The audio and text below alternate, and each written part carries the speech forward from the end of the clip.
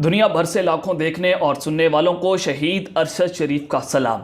नाज़रीन, आज पाकिस्तान की सियासत जो है वो फैसला कुन मोड़ पर दाखिल हो चुकी है और आज से 29 नवंबर के लिए काउंटडाउन शुरू हो चुका है। यानी कि अगले 2 हफ्ते बहुत इंपॉर्टेंट हैं, बड़े डिसाइसिव हैं। यहाँ पर पाकिस्तान के अहम तरीन और ताकतवर फैसले होना है। तो हुकूमत अपनी मर्जी का आर्मी चीफ अपॉइंट करना चाहती है, अपनी मर्जी की तैनातियां करना चाहती है। इस वक्त शहबाज शरीफ बामुकाबला जनरल बाजवा और ये लड़ाई जो है वो इंतहाई खतरनाक मरहले में दाखिल हो चुकी है।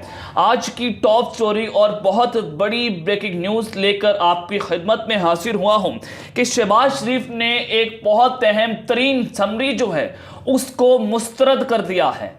ये समरी मुस्तरद क्यों की गई है, जिसने इस वक्त तबले जंग बजा के रख दिया है और वज़ीर आज़म हाउस से जनरल बाजवा के खिलाफ नई मुहिम और उन पर खतरनाक हमले शुरू कर दिए गए हैं, जिसके बाद उसका पहला ट्रेलर भी आज जारी किया गया है। और ये ट्रेलर जो है वो सोशल मीडिया पर नहीं बल्कि अब तो वफाकी वुज़रा के ज़ुबानों पर वो बातें आना शुरू हो चुकी हैं। ये बड़ी इंपॉर्टेंट तफसीलात हैं, वो मैंने आपके सामने रखनी है। और दूसरी खबर पर जो आज हम बात करेंगे कि इमरान खान के पीछे खुफिया हाथ पकड़े गए हैं, जिसने इस वक्त भूचाल मचा के रख दिया है। ये खुफिया हाथ किसके हैं इमरान खान के हवाले से, ये भी बड़ी इंपॉर्टेंट डिटेल्स हैं, मैंने आपके सामने शेयर करनी है। और तीसरी खबर पर जो आज हम बात करेंगे कि गेट नंबर 4 से एक नई पार्टी किंग्स पार्टी को लॉन्च कर दिया गया है। ये बड़ा आपने गौर करना है कि मैंने आपको पहले बताया था कि इलेक्शंस के करीब एक नई पार्टी लॉन्च होगी। तो ये 2 इशारे हमें इस खबर के अंदर मिल जाएंगे कि एक नई पार्टी का लॉन्च होना, जिसने इस वक्त तूफान बर्पा करके रख दिया है। और जनरल बाजवा जो हैं क्या उसकी बराह रास्त लीडरशिप करेंगे, ये बड़ा इंपॉर्टेंट है। ये तमाम तफसीलात मैंने आपके सामने आगाह करनी है आपको इससे। लेकिन अगर आपने चैनल को सब्सक्राइब नहीं किया, चैनल को लाजमी सब्सक्राइब कर लें, बेल आइकन को दबा दें, आने वाली तमाम तरह अपडेट्स आपकी खिदमत में बर वक्त पेश होती रहें। नाज़रीन, एक खबर मुझे मौसूल हुई, बहुत बड़ी ब्रेकिंग न्यूज़ है आप सबके लिए कि गुज़िश्ता दिनों मोहम्मद बिन सलमान ने, सऊदी शहज़ादे ने पाकिस्तान का दौरा जो है वो उसको मनसूख कर दिया है। तो उस हद के बाद मैंने आपको ये भी बताया था कि जनाब सऊदी हुकूमत ने इस्टेब्लिशमेंट के साथ रब्ता किया है और उन्होंने पाकिस्तान को ये कहा है, बाकायदा तौर पर पैगाम दिया है कि जो पाकिस्तान में अदम इस्तेकाम पैदा हो चुका है, जो आग लग चुकी है, तो जनाब आप इसको ख़त्म करें। और जनरल आसिम मुनीर को वो आर्मी चीफ अपॉइंट नहीं करना चाह रहे, जनरल फैज़ हमीद साहब का उन्होंने नाम दिया। और फिर कहा कि फौरी तौर पर पाकिस्तान में नए इलेक्शन करवाए जाए और इमरान खान साहब को रियासती सिक्योरिटी फराहम की जाए। यह आपको मैंने बताया था, जिसके बाद नवाज शरीफ ने इन सारी बातों पर इनकार कर दिया था। उस मुजरिम की क्या हैसियत है जो पाकिस्तान की सियासत में नाअहल है। तो जनाब फिर मेरी इतलात के मुताबिक मोहम्मद बिन सलमान जो हैं उन्होंने पाकिस्तान का दौरा इस वजह से मनसूख किया है कि वो इमरान खान साहब से मिलना चाहते थे। दौरा पाकिस्तान में आकर वो ज़मान पार्क में जाना चाहते थे और इमरान खान की खैरियत दरियाफ्त करना चाहते थे। तो जिसकी बुनियाद के ऊपर हुकूमत जो है वो ये बात उसको तस्लीम नहीं थी कि इमरान खान वो हमारे पास आए और वो इमरान खान से जाकर मिलना शुरू कर दें। तो हुकूमत ने इस दौरे पर काम शुरू किया और वो कहा कि जनाब पाकिस्तान में ये सारा काम गड़बड़ है। तो मोहम्मद बिन सलमान ने पाकिस्तान का दौरा मनसूख कर दिया है। आप अंदाजा लगा सकते हैं कि इंपोर्टेड हुकूमत और इंपोर्टेड वज़ीर आज़म, जिसको डेली मेल पर भी जनाब लंदन में इसको मुंह की खानी पड़ी, इंटरनेशनल चोर साबित हो गया।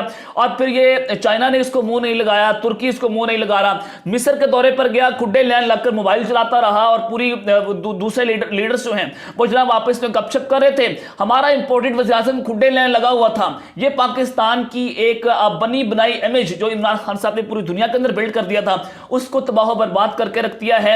ये रजीम चेंज ऑपरेशन के बाद पाकिस्तान ने एक तबाह जिसको किया गया, एक शख्स की अना ने इस पूरे मुल्क को तबाह बर्बाद कर दिया। तो दूसरी खबर जो है वह भी आप स्क्रीन के ऊपर देख सकते हैं। शेख रशीद साहब जो है उन्होंने इस वक्त तबले जंग बजाया है। उन्होंने कहा है कि 6 माह से असम्बली का कोरम पूरा नहीं हुआ और उन्होंने अपनी ज़ात के लिए नैब तरामीम पास करवाई हैं। साथ ही उन्होंने कहा कि अरशद शरीफ के जिस्म पर 12 जख्म और हाथ के 4 नुखन नहीं थे, जो कि कौमी अलमिया है। और कौम पहले ही महंगाई से मर रही है, जो हज़ारों की नफरी बाहर से मंगवाई है वो सर्दी से मर रही है। मईशत नाकआउट और दिवालिया होने वाली है। मजीद 1 करोड़ लोग जो हैं वो गुर्बत के शिकंजे में आ गए हैं। और उन्होंने कहा कि IMF ने गिरबान से पकड़ लिया है। हुक्मरानों ने सऊदी अरब और चीन का नाम इस्तेमाल किया। रूस से तेल मंगवाने के लिए हौसला चाहिए। हुक्मरान रावलपिंडी को आंखें दिखाने के काबिल नहीं हैं। उन्होंने मजीद कहा कि मसला पिंडी का है और पिंडी वाले 30 नवंबर तक मसला हल कर लेंगे। सीट बेल्ट बांध लें, इंतखाबात और एहतसाब दोनों होंगे। ये उन्होंने वाज़ेह तौर पर ये कहा है, अपनी ट्वीट कर दी है। तो लेट्स सी कि आइंदा आने वाले दिन जो है वो उसमें क्या होता है, ये ऊंट किस करोड़ बैठता है। लेकिन हुकूमत जो है वह हर सूरत इमरान खान साहब को पिंडी पहुंचने से रोकना चाहती है। उसके लिए उन्होंने बेतहाशा प्रोपेगेंडास लॉन्च कर दिए हैं। अब इसकी वजह क्या है? वजह यह है कि ताकतवर हल्के जो है वो इमरान खान का इस लॉन्ग मार्च को इस्तेमाल करके, क्योंकि इमरान खान साहब उस वक्त पहुंचेंगे जब ये असम्बली मूव हो रही होगी और इमरान खान साहब पिंडी पड़ाव डालेंगे और ताकतवर हल्के इस लॉन्ग मार्च को इस्तेमाल करके जनाब इस्टेब्लिशमेंट जो है वो हुकूमत के ऊपर दबाव डाल सकती है, इनको ब्लैकमेल कर सकती है कि अगर तुमने हमारी बात ना मानी तो इमरान खान यहां पर बैठा है, हम तुम्हारी हुकूमत को गिरा देंगे और तुम्हें फेस सेविंग नहीं मिलेगी, अगला इलेक्शन भी तुम्हें नहीं मिलेगा। तो ये सारी सूरत हाल इस हुकूमत के लिए दर्द सर बनी हुई है और हुकूमत अपना प्रेशर रिलीज करने के लिए अब ताकतवर हल्कों के खिलाफ उन्होंने मुहिम चलाना शुरू कर दी है। तो अब इमरान खान साहब को पाबंदी सलासल करने की तैयारियां भी बाकायदा तौर पर मुकम्मल कर ली गई हैं। उसकी वजह क्या है? वही वजह कि इमरान खान साहब को पिंडी पहुंचने से रोकना है। तो अब सबसे पहली खबर जो है वो आपके सामने रख देता हूं कि गेट नंबर 4 से एक नई किंग्स पार्टी जो है उसको लॉन्च किया गया है, जिसने तूफान बरपा करके रख दिया है। अब किंग्स पार्टी की सदारत कौन करेगा और ये पार्टी कैसे तश्कील दी जाएगी, मैं इसकी तफसीलात आपके सामने रख देता हूं। देखिए 2002 के अंदर परवेज मुशर्रफ साहब ने एक पार्टी लॉन्च की थी। आपने पूरा वो समझ लिया, क्योंकि ये जो हालात हैं वो 1999 की जानिब बढ़ते हुए नजर आ रहे हैं, जो 1999 में इमरजेंसी पाकिस्तान में लगाई गई थी। तो परवेज मुशर्रफ साहब ने 2002 में एक पार्टी लॉन्च की जिसका नाम काफ लीग है, जो इस वक्त इमरान खान साहब की तहादी है।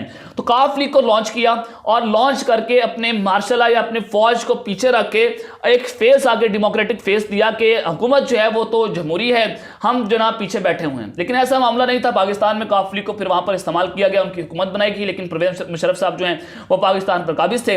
तो अब वही सूरत हाल पैदा हो चुकी है कि इमरान खान के कुछ खिलाड़ी जो है वो ताकतवर हल्कों से मिले हैं। गेट नंबर 4 की वो सियासत करते हैं, जिसमें फैसल वाबड़ा की प्रेस कॉन्फ्रेंस है, वो भी गेट नंबर 4 से जो है वो लॉन्च हुए। और फिर जहांगीर खान तरीन का ग्रुप है, अलीम खान है, और फिर मेजर खुरम रोकड़ी जो है, जो कि एक मोहल्ले का काउंसलर भी नहीं है, वो अहमद मीर के प्रोग्राम में बैठा हुआ प्राइम टाइम शो के अंदर अहमद मीर ने अपनी क्रेडिबिलिटी इस कदर गिरा ली है कि एक आप काउंसलर को बुलाकर अपने शो के अंदर बिठा रहे हैं, उससे पूछ रहे कि हाँ बताओ मेजर फैसल नसीर के बारे में। तो वो सारे का सारा प्रोपागेंडा एक पूरे का पूरा प्रोग्राम था, मेजर फैसल के कहने पर वो प्रोग्राम हुआ मुबैना तौर पर। तो फिर मेजर खुरम रोकड़ी जो है वो उनके कहने के ऊपर इमरान खान साहब के ऊपर इल्जामात लगाते हैं। तो ये मेजर खुरम रोकड़ी को पाकिस्तान की फौज से निकाला गया क्योंकि ये लौंडेबाजी करते थे। मैंने ये लफ्ज इस्तेमाल नहीं करना था, लेकिन ये गलत काम जो है इनकी जानिब से किए गए, तो इनको पाकिस्तान की फौज से निकाला गया था। और फिर जनाब मन अब जो नई पार्टी लॉन्च हो रही है, बिल्कुल इलेक्शन से करीब जो है वो इसकी शक्ल आप देख लेंगे, इसकी तैयारियां मुकम्मल हो चुकी हैं। तीनों पार्टी से जो बागी ग्रुप हैं उसको इकट्ठा करके सारे के सारे जो आप ऐसे कह लें कि इसको लोटे जो है वो इकट्ठे होंगे और फिर इनको लॉन्च किया जाएगा। और जितने भी इलेक्टेबल्स हैं जो कि गेट नंबर 4 से कंट्रोल होते हैं, उनकी एक पार्टी बनाकर उनको जनूबी पंजाब के अंदर फेस दिया जाएगा, ताकि इमरान खान का जो वोट बैंक है उसको डैमेज किया जा सके, जो इमरान खान साहब की बढ़ती हुई मकबूलियत है उससे जनाब लड़ा जा सके। ये सरकारी बयानिया है। ये एक मीटिंग हुई थी बहुत ताकतवर हल्कों की, जिसमें तय पाया था कि हमने एक ऐसा बयानिया बनाना है कि नून लीग के स्ट्रेटेजिक मीडिया सेल के साथ बैठकर इमरान खान की मकबूलियत को डेंट देना है। तो ये उसी चीज की कड़ी है और ये पार्टी का लॉन्च होना भी गेट नंबर 4 से इसकी कड़ियां मिलती हैं। अब आ जाए कि जनाब जो इमरान खान साहब के पीछे खुफिया हाथ हैं जो पकड़े गए हैं, जिसने इस नया कट्टा खोल के रख दिया, ये खुफिया हाथ किसके हैं मैं आपके सामने रख देता हूं।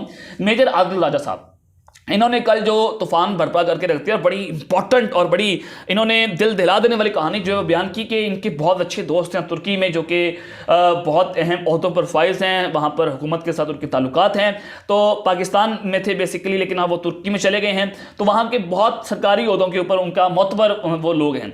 तो उन्होंने मेजर आदिल राजा को मुबैना तौर पर बताया कि जो कुव्वतें तैयब उर्दवान के पीछे हैं, जो उनकी हिफाजत कर रही हैं, तैयब उर्दवान के हवाले से भी बहुत सारी खबरें कि उनको कत्ल करने के लिए जो साजिशें होती रही।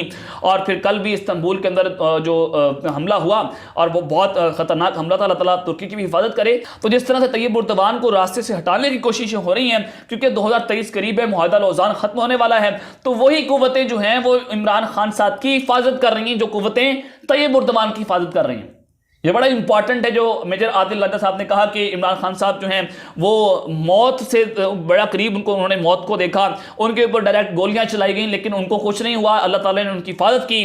इससे ये वाज़ेह होता है कि अल्लाह ताला ने शख्स से बहुत बड़ा काम लेना है। तो अब आ जाए कि शहबाज शरीफ साहब ने जो समरी मुस्तरद कर दी है, जिसने तबले जंग बजा के रख दिया है, वज़ीर-ए-आज़म हाउस से जनरल बाजवा के खिलाफ जो बहुत बड़ी मुहिम शुरू हो चुकी है वो बड़ा इंपॉर्टेंट है। इसका पहला ट्रेलर जो है उसको रिलीज कर दिया गया है। सबसे पहले तो आपने एक चीज़ समझ लेनी है कि इस वक्त पिंडी और इस्लामाबाद के अंदर जो लड़ाइयाँ चल रही हैं वो बड़ी इंपॉर्टेंट है।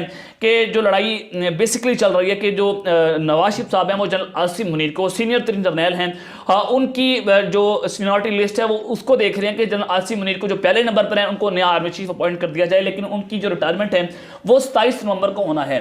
और फिर ये भी बताया गया है कि नवाज शरीफ साहब ये कह रहे हैं कि उनको वाइस चीफ लगाकर उनकी मुद्दत मुलाज़मत 3 साल के लिए बढ़ जाएगी और फिर हम उनको फुल चीफ लगा देंगे। तो ये प्रपोजल दिया गया है लंदन से। तो पिंडी की जो सीनियरिटी लिस्ट है वो बेसिकली साहिर शमशाद मिर्जा से शुरू होती है और जनरल आसिम मुनीर जो है उनकी रिटायरमेंट ऑर्डर मुबैना तौर पर मेरे ज़राए के मुताबिक जारी कर दिए गए हैं। तो यहाँ पर लड़ाई जो है वो असल इस्लामाबाद और पिंडी की दरमियान पड़ चुकी है और ये मैच जो है वो फंस चुका है। तो इस सारे मामले पर अब जो बयानियां बनाना शुरू कर दिया है पाकिस्तान मुस्लिम नवाज की जानिब से, वज़ीर-ए-आज़म हाउस से ये बयानिया कंट्रोल हो रहा है। राना सनाउल्लाह जो है वो जनाब इस हवाले से मैदान में आ चुके हैं। उन्होंने कहा है कि एक बात हमारे यहाँ जरूर डिस्कस होती है कि एक्सटेंशन का कानून खत्म होना चाहिए। उन्होंने कहा कि अब एक्सटेंशन मजीद नहीं मिलेगी और ये बात हर चीफ को डिस्टर्ब करती है। फिर उन्होंने कहा कि जिस तरह से सीनियर 3 जज को सुप्रीम कोर्ट का चीफ जस्टिस लगा दिया जाता है तो बिल्कुल उसी तरह से चीफ ऑफ आर्मी स्टाफ की तैनाती भी इस तरह से होनी चाहिए कि सीनियर 3 जर्नैल को पाकिस्तान की फौज का आर्मी चीफ लगा देना चाहिए।